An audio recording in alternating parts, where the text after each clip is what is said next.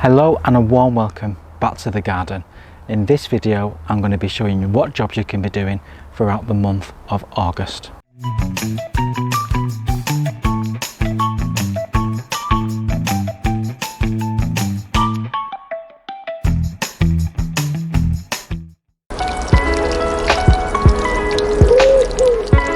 Probably one of the most vital jobs during the month of August is to make sure your borders, and particularly those plants that are growing in pots, are well watered.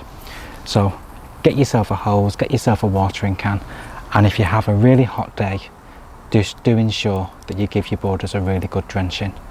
With the heat that we get in August, it can be so dramatic and so extreme that your plants just cannot survive. And this also applies if you're going away on holiday during this month.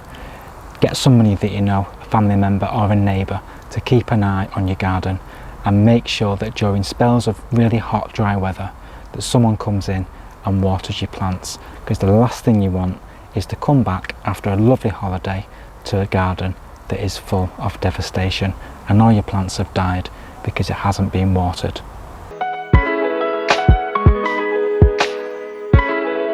Now at this time of year, many of the Buddleja flowers are actually starting to go over. So you probably have a bush a little bit similar to this, where you have lots and lots of flowers, but there are the odd ones that are just starting to fade. So this is a good example. A lot of the flowers on this stem has gone. So if we just deadhead, not only does that stop this prolifically self-seeding, but it also helps to ensure that these other flowers start to develop and it starts to put its energy into producing those flowers. And giving these a prune like this, we should be able to get lots and lots of flowers throughout the month of August and going into September too. Now that your dahlias are in full bloom, it's important to keep giving them a regular feed, at least once a fortnight, with a high potassium feed, and this will help to promote lots and lots of flowers. As these flowers go over, remember to deadhead them. We can recognise buds that have gone over on dahlias quite easily. The ones that are still to flower are this lovely tight round shape, and the ones that have already gone over are these long tubular shapes. So if we take them back right to where the leaf joint is, and the same with this, that will just help to promote all these buds to progress and to flower. And if you haven't done so already, make sure that you tie them into some kind of framework or stakes. I'm just using some canes for this one, and it's just a case of making sure that these stems are nice and stable and they're not going to get broken or damaged during any bouts of high wind.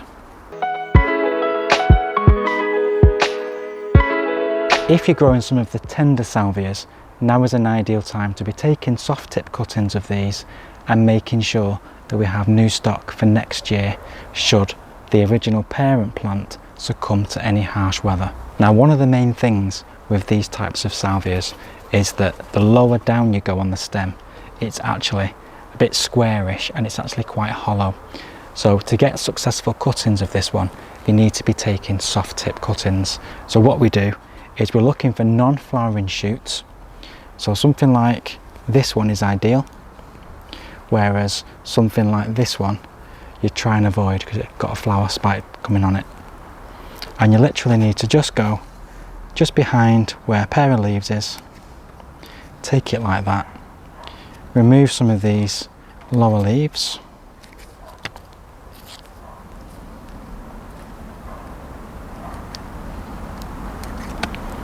and reduce some of these bigger ones just by half, and then with some hormone rooting powder just dib the end. Make a little hole in the side of a pot, and this pot has gritty compost in it. Place it along the side, give the compost a really good water first, and then place a polythene bag over the top just to keep all that humidity in. Now place this somewhere out of direct sunlight, but somewhere fairly warmish. If you do have a propagator, that will encourage roots much quicker, but you can also do it without. Now I've only taken one there just for the purpose of demonstration, but I will be collecting a lot more of these because as you can see, these lovely tender salvias are so beautiful, and it would be a shame to lose these over the winter. Even though we will be bringing them in somewhere sheltered, we cannot always guarantee that they're going to survive, whereas the smaller ones that we create can be taken perhaps indoors and overwintered somewhere safe. In terms of rose care, just like your other flowering plants, do make sure that you feed them at least once a fortnight with a fertiliser which has high potassium, and that will just ensure that flowers that do repeat will continue to flower throughout the month of August and going into September. You also need to make sure that you keep on top of deadheading. So once the flowers have gone over, just like this one has, you need to trace the stem back to a leaf and just cut. And that will then encourage a bud to form just where that leaf is there and a new flower to appear. There's also many seeds you can be sowing, so particularly the hardy annuals can be started off during the month of August and even September, and that will just help to get a head start on these plants for flowering next year. There is a video that we created last year on what we sow during the month of August, which I can just point to now, and it'll be on the screen just up there, so do take a look at that. And also take a look back at the jobs for July that was done last month, because some of the things in that also do apply to the month of August. Now, gardening is not all about work and jobs and lists of things to do. Also make sure you take time out to just enjoy.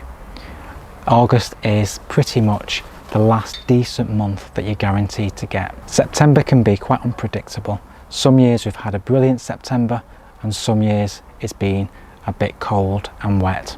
So do enjoy your garden this month and make the most of every possible day that you can. Continue to keep feeding and keep deadheading any flowering plants that you have. This will help to keep them going all the way through this month and well into early autumn. I do hope you found this video informative and also enjoyable.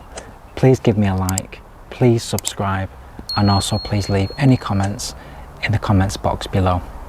If you've missed any jobs, please let us know in the comments box of things that you'll be doing during this month of August. Thank you very much for watching. We will see you very soon on the next video. In the meantime, please do take care and happy gardening.